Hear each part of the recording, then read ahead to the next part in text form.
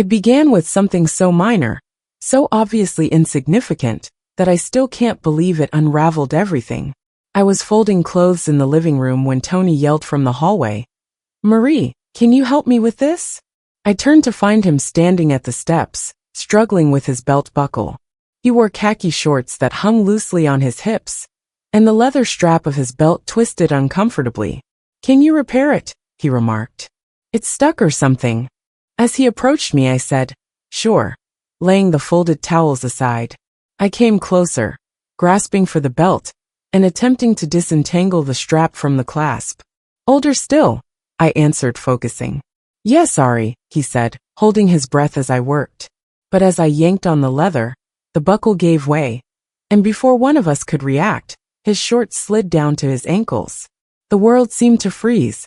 My gaze darted downward for a brief moment, an uncontrollable impulse surging through me, capturing everything before I swiftly averted my gaze. Tony stood still, his hands hovering uncomfortably, his face going crimson.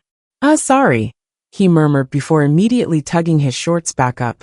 I stepped back, my cheeks flaring as I stuttered, "That's okay. This happens." "Yes," he said, his voice strained. "Thank you for your help." He turned and dashed upstairs, leaving me standing there, my pulse beating and my mind reeling. It was only an accident, a brief moment of embarrassment, but the electric energy in the room, and the way his gaze lingered on mine as he walked away altered something. We never discussed it, but our relationship was never the same after that.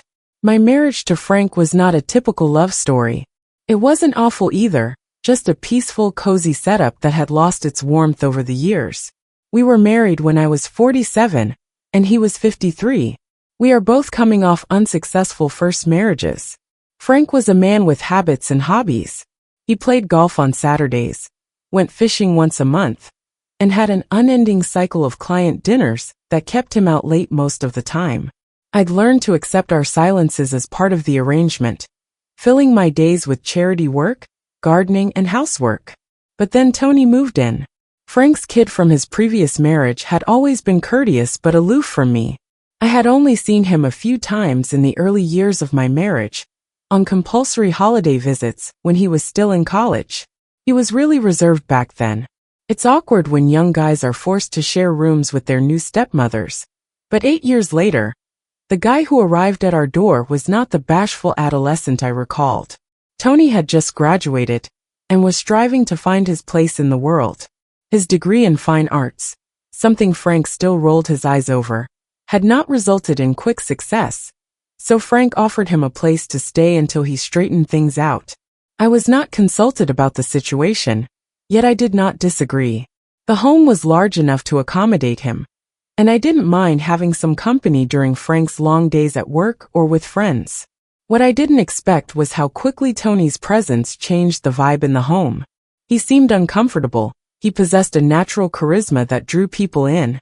His sense of comedy was dry yet disarming, his smile was contagious, and his presence filled the empty rooms of the home in a way that Frank's never did. It began with simple moments. One morning, I was trimming the bushes in the backyard when Tony came out with a cup of coffee, barefoot and unkempt from sleep. He leaned against the patio door, grinning lazily as he watched me work. "You're awake early," I commented, staring at him. He shrugged and sipped his coffee. "Couldn't sleep. Besides, someone has to admire all the effort you're putting in out here." I chuckled quietly and shook my head. "Do not let Frank hear you say that. He believes this garden takes care of itself." Tony said casually yet pointedly. "Frank doesn't notice much." Although the remark surprised me, I chose not to question him about it. Instead, I continued pruning, painfully aware of his eyes fixed on me. Our chats expanded in length throughout the weeks, and our interactions established a consistent rhythm in the home. Tony would hang out in the kitchen as I cooked, telling me anecdotes about his college days or asking for guidance on job applications. One day, I discovered him stretched on the living room couch, doodling in a notebook. "Do you mind if I have a look?" I questioned, nodding to the pad. He paused for a bit before handing it up. The pages were covered with exquisite pencil doodles. Portraits, landscapes, and abstract patterns were alive with movement. "These are amazing," I said honestly. Thank you, he murmured quietly. It's simply something I do to pass the time. You should show these to someone, I said. A gallery or an artistic director. Tony, you have genuine skill. He gave a small smile as his eyes met mine. You're the first one to say that. The weight of his words sat between us, and I felt the pain of something I couldn't pinpoint. Then the belt incident occurred, and everything changed. For several days thereafter, the air between us seemed electrified, heavy with an underlying tension that none of us understood how to deal with. I tried to avoid being alone with him as much as possible, but it was fruitless. The home was too quiet, and there were too many opportunities for us to cross paths. Tony entered the kitchen one evening while I was doing dishes, his hair moist after a shower. Marie, he spoke softly. I turned, my pulse beating at the way he pronounced my name. Yes, he hesitated, his hands tucked into the pockets of his pants.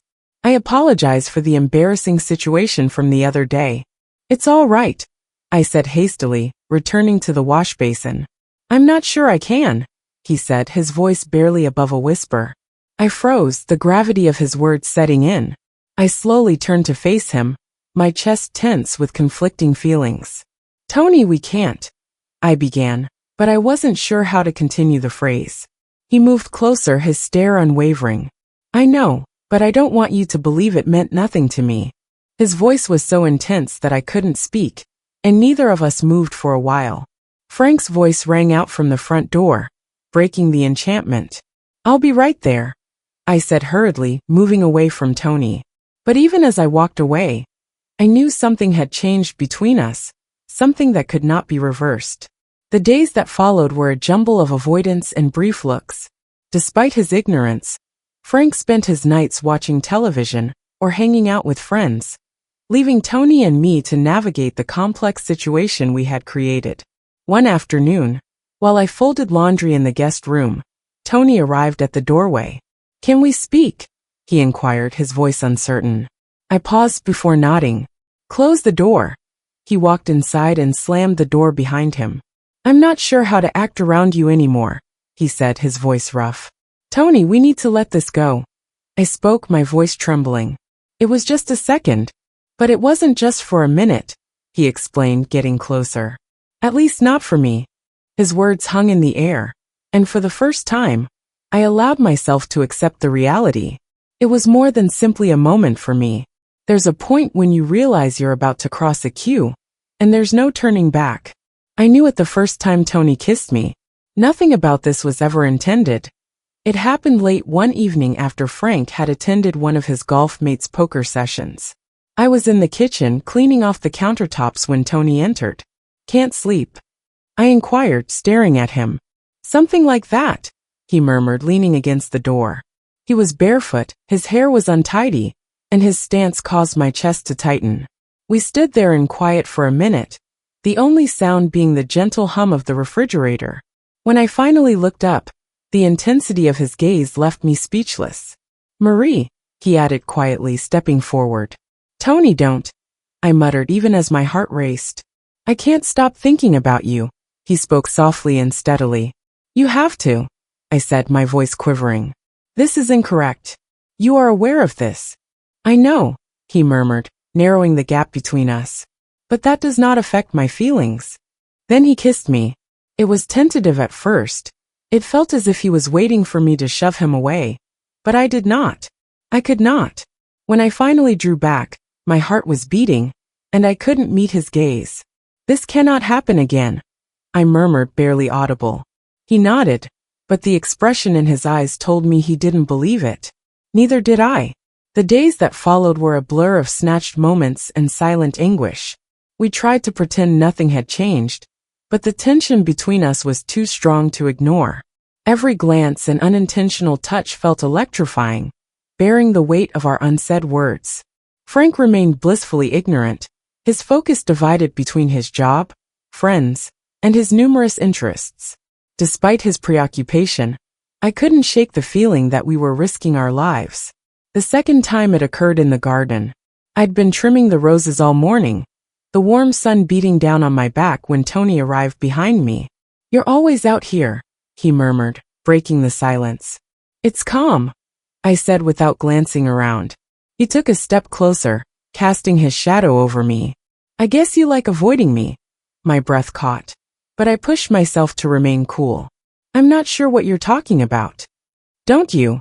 he inquired, his voice quiet yet urgent. I turned to face him, and my chest tightened as I caught his eyes. There was no hesitancy this time, no way to argue myself out of it. He kissed me again and I kissed him back. What started as ephemeral moments gradually turned into something neither of us could stop. We were cautious at first, seeking peaceful areas of the home where we would not be disturbed.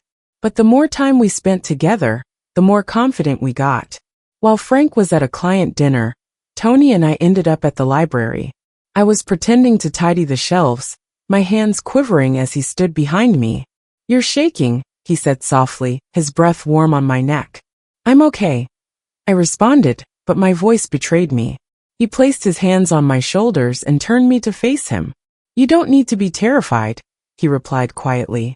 "I am not frightened of you," I whispered. "I'm terrified of what we're doing." He cradled my face in his palms and maintained a steady look. "Then don't think about it. Just be with me." I wanted to fight and tell him that we couldn't keep doing this, but the words wouldn't come. Instead, I allowed him to take me into his arms, and for the first time in years, I felt energized. The secret of our relationship only heightened its intensity. Every snatched minute seemed like a protest against the life I'd settled for, a reminder that passion still existed and yearning hidden behind the humdrum of my marriage. But with the joy comes fear. One afternoon, as Tony and I sat on the living room couch, Frank arrived home earlier than planned. "Marie," he yelled out from the hallway. I leaped up, my pulse beating as Tony dashed to the other side of the room. "Enter here," I called back, attempting to maintain a steady voice. Frank strolled in and glanced between us. "I had no idea you'd have company," he replied, his tone nonchalant, but his gaze lingered on Tony. "Just catching up," Tony answered, his stance relaxed. Frank nodded, but the look he gave me as he walked away sent chills down my spine. As careful as we were, it grew more difficult to disguise. Frank started asking questions, initially subtle but gradually becoming sharper. "You and Tony appear to be getting along well," he said one evening as we sat at the dinner table. "He's been a tremendous help around the house," I said, feigning a grin. Frank nodded, his look unreadable. "I'm pleased to see that. It's comforting to know someone is keeping you company while I'm working." His words were tinged with something I couldn't identify, and I felt blood drain from my cheeks. The first serious breach appeared when Tony's best buddy, Mike, stepped up unexpectedly. Mike was outspoken, opinionated, and had a talent for picking up on what others tried to conceal. "You've spent a lot of time at home," Mike said to Tony one afternoon, his tone light but his eyes piercing. "Just helping out," Tony said nonchalantly. "Must be good," Mike remarked, his gaze shifting to me. "Having somebody to keep you company." The statement sent a shudder down my spine, and I hurriedly excused myself, leaving the two of them alone. Later, Tony discovered me in the kitchen, his look stern. "Mike spoke," quietly, "he's guessing." I responded, my voice wavering. Tony shakes his head. "He is not foolish, Marie. He is going to figure things out." As the weeks passed, even if my voice trembled, tension inside the home became overwhelming. Mike's comments and the significance of our secret. The atmosphere was akin to an impending storm. However, as the hazards increased, so did my feelings for Tony, and no matter how serious the situation grew, I couldn't bring myself to let him leave. Maintaining a secret is like trying to breathe underwater. You can only do it for so long before the strain begins to overwhelm you. Tony and I were excellent at concealing, but the flaws in our facade were widening. Neither Mike was foolish. Then there was Lisa, Frank's colleague, whose casual visits became increasingly invasive with each passing week. Lisa arrived on a Saturday afternoon unannounced yet entirely at ease. She had gone to the house several times previously, usually under the guise of dropping off something for Frank. This time she arrived with a bottle of wine and an overly bright grin. She stepped into the kitchen where I was cutting vegetables and said, "I thought I'd stop by. Frank said that you have been feeling a bit overloaded recently." I thought you could use a diversion. I'm all right, I said with a forced smile. But thank you. Lisa set the bottle on the counter and leaned against the island, her gaze searching the room as if she were memorizing each feature. This site is stunning. You've done an excellent job making it seem like a home. Thank you, I spoke firmly. Her eyes remained on the rear door where Tony had exited just minutes before. Frank is fortunate to have you and Tony, of course. He's a tremendous help around here, isn't he? Of course. My heart raced, but my demeanor remained neutral. He's been excellent. It's beneficial to have him around. Lisa's lips curled into a smile that did not reach her eyes. I believe it is. Lisa's presence got increasingly common over time. She made reasons to drop by, usually under the pretense of work, but her true intention was evident. She was looking for something, however. I couldn't tell whether it was information or Frank himself. She mentioned one afternoon as we sat in the living room. Frank doesn't discuss much about his personal life, but I get the impression that things have not been excellent between you two. I tensed and gripped the teacup in my lap. Every marriage faces problems. Oh, sure, Lisa said, her tone tinged with faux compassion. But having Tony around really helps. He seemed attentive. The connotation of her words was clear, and I felt a rush of terror rise in my chest. Then there was Mike. Tony's closest buddy had always been frank and nasty, but his comments suddenly had a harsher edge. You've been spending a lot of time with Marie, Mike said to Tony one evening as they sat on the terrace, beers in hand. Tony shrugged, maintaining a casual tone. She's my stepmother. Of course, we are going to chat. Yeah, but it's not only that, right? Mike pressed with a keen look. Tony's grasp on the bottle tightened. What exactly are you trying to say? I'm saying you're acting weird. And I do not believe it is only due to my employment. There's something more going on, and I believe it concerns her. Tony stood suddenly, knocking his chair against the stone. You're not sure what you're talking about. Mike's eyes narrowed. Don't I? The tension in the house grew unbearable. Every interaction with Frank felt like navigating a precarious situation. Every visit from Lisa felt like an inevitable challenge, and Tony's assertiveness was increasing as his dissatisfaction with our secret surfaced. One evening, as we sat in the library, he turned to me, his countenance steely. I can't keep doing this, he explained. Tony, we must be careful, I said, my voice cracking. Careful isn't enough, he said. Mike is suspicious. Lisa is sniffing about, and Frank is not as naive as you believe. I averted my gaze, tears welling up in the corners of my eyes. What are your suggestions? That we stop. He approached, his voice softening. You know I can't do it, but we have to figure out what we're going to do, because this isn't sustainable. The breaking point occurred during a dinner party that Frank insisted on throwing. Lisa was present, of course, as were a few of Frank's coworkers. Tony had invited Mike, who turned up as well. The evening began off innocently enough, polite conversation, laughs, and the clinking of wine glasses. But as the night progressed, the atmosphere transformed. So Marie, Lisa said, her voice cutting through the hubbub. How do you keep yourself occupied with Frank away so often? I froze, her inquiry rife with insinuation. The usual things, I said, keeping my tone light. Gardening, reading, and assisting Tony with various tasks. Lisa's grin tightened. You must be really close now. Across the table, Mike lifted an eyebrow, his eyes shifting to Tony. Yeah, Tony has been spending a lot of time here recently. I suppose it makes sense. Marie is fairly simple to chat with. The table went hushed, the weight of his words lingering in the air. Frank gazed between us, his expression enigmatic, while Lisa sipped her wine, her eyes gleaming with pleasure. Tony pushed his chair back forcefully. Excuse me, he mumbled before exiting the room. I think I'll check on him.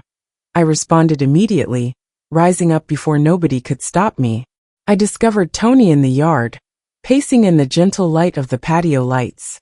As I approached, he replied, This is a mistake. What was it? I inquired, my heart thumping. All of it, he said, his voice thick with fury.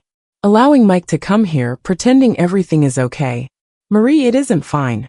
It has gone apart. I reached for him, my fingers brushing across his arm. We will work it out. He looked at me, his eyes full of despair. How? Because I'm running out of methods to hold this together. Before I could react, the sound of footfall on the gravel caused us both to pause. I turned around to see Frank standing at the edge of the garden, his face hidden but his posture tight. What is going on out here? He inquired, his voice low and threatening. Frank stood at the edge of the lawn, his body hard against the gentle glow of the patio lights. Tony was tight beside me, and there was silence for a few periods. The stillness was deafening, and my mind raced for anything to say, anything to break the tension that lingered in the air. Frank, I began, attempting a grin. We were just talking. He interrupted, his tone stern. He stepped nearer, his gaze shifting between me and Tony. It's amusing how you two seem to have so much to speak about these days. Tony straightened, his jaw clenching. Is there an issue? Frank twisted his lips into a chilly grin. I'm not sure, Tony. Should there be?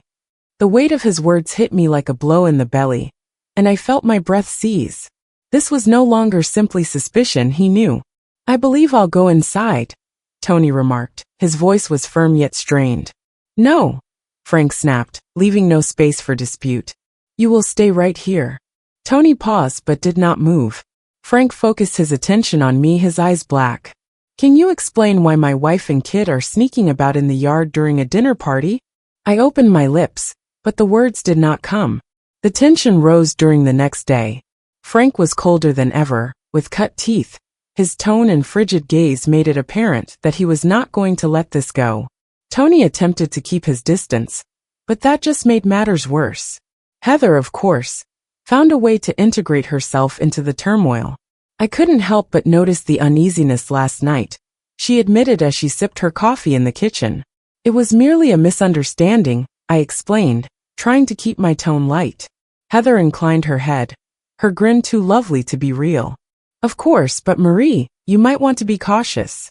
Perceptions may be deadly, particularly in this scenario. Her remarks were a disguised menace, and I knew she relished every moment of it. The true twist came later in the evening. Frank beckoned me into the study, his manner serene yet unsettling. I've been thinking, he remarked, leaning back in his chair. Maybe it's time to make some modifications. Changes? I asked cautiously. Tony has been here long enough, Frank continued, his tone nonchalant. I believe it's time he moved on. He found his own space. My heart fell. Frank is still finding things out, and he can figure things out someplace else, Frank said sharply. Marie, this is not up for dispute. When I informed Tony, he reacted explosively. Is he kicking me out? Tony spoke, his voice rising. Because of what? A chat in the gar. He's suspicious, Tony, I murmured, trying to remain cool. He thinks what? Tony snapped. Is something happening? This is his problem, not ours. I put my hand on his arm, attempting to support him. We knew this was a possibility, and we can't allow it to become worse. Tony shook his head as his jaw tightened. He's not doing this because he is suspicious.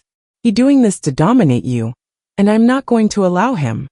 The night Frank urged Tony to go was the beginning of the end. You have a week to pack your belongings, Frank stated over dinner, his tone calm but forceful. Tony's fork clattered on his plate as he rose quickly. You do not get to determine when I depart. This is my house, Frank said, his voice chilly, and I will not put up with this anymore. What exactly are you tolerating? Tony shot back, his voice raised. I am here, or I am getting closer to Marie than you ever could. The room went quiet, and I felt blood draining from my face. Frank's face clouded as he stood, his words low and menacing. Get out of the house before I make you regret it. That night, I discovered Tony in his room. His baggage was half packed. You cannot let him win, he murmured, his voice taut with rage. This isn't about winning, I explained, my voice quivering. This is about survival. He turned to face me, his eyes burning. You do not have to stay here. You do not have to stay with him. I have no option, I said, tears flowing down my cheeks. Tony stepped closer and said, There's always a choice. Come with me. His words remained in the air, and for a time, I allowed myself to envision them, leaving everything behind and beginning again somewhere far away. But the reality of what it meant hit me hard, and I shook my head. I cannot. I spoke, my voice cracking. Tony gazed at me for a long time before nodding. Then I'll leave, he replied gently. But it's not over. Tony had left the next morning. Frank did not talk to me, so I spent the day roaming around the empty home, scared by the stillness. But the big shock arrived that evening. I discovered a message pushed under my bedroom door. You believe you've won, Frank, but you don't know the reality. I'll make sure you do. Lisa. My hands trembled as I read the message, the consequences setting in. Lisa knew. She had seen or overheard something that she was now employing to her advantage. Lisa's message weighed heavily on my mind. I stood stuck in my bedroom, reading the words repeatedly until they blurred together. My initial inclination was to approach her and demand to know what she felt she had on me. But the fact was that I already knew. She'd seen or heard enough to piece together something deadly, and she now wielded absolute authority.